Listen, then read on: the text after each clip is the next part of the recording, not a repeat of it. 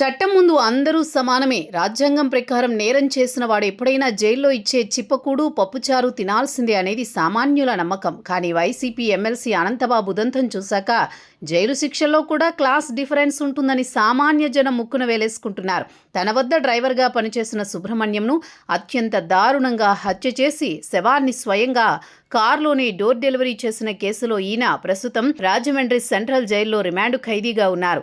సాక్షులను బెదిరించి అడ్డంగా దొరికిపోవడంతో బెయిల్ రద్దై లోపలికి వెళ్లిన ఈ ప్రజాప్రతినిధి ఆరోగ్య పరిస్థితిపై కాకినాడ జీజీహెచ్ వైద్యుల బృందం రాజమహేంద్రవరం ప్రిన్సిపల్ జిల్లా జడ్జికి సమర్పించిన నివేదిక ఇప్పుడు 2 తెలుగు రాష్ట్రాల్లో నవ్వుల పాలవుతోంది.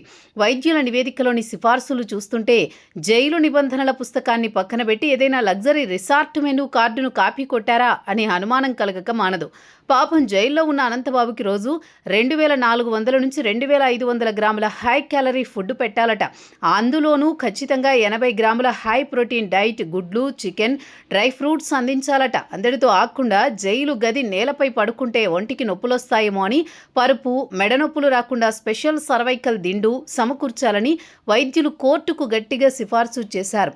ఇక్కడే ఓ పెద్ద ధర్మ సందేహం వస్తోంది. జైల్లో ఉన్న మిగతా ఖైదీలు ఏం తప్పు చేశారు? వారు చేసిన నేరాల కంటే ఒక డ్రైవర్ను చంపి సాక్షులను బెదిరించిన ఎమ్మెల్సీ చేసిన నేరం ఏమైనా తక్కువదా? మిగతా ఖైదీలకైతే జైలు అధికారులు పెట్టే నీళ్లపప్పు, చప్పిడి కూడే గతి. అదే రాజకీయ రంగు, డబ్బు బలం ఉంటే జైల్లోనే జిమ్ము, డైటు, స్పెషల్ పరుపులు దక్కుతాయా? వాళ్లకు ఆరోగ్య సమస్యలుంటాయి.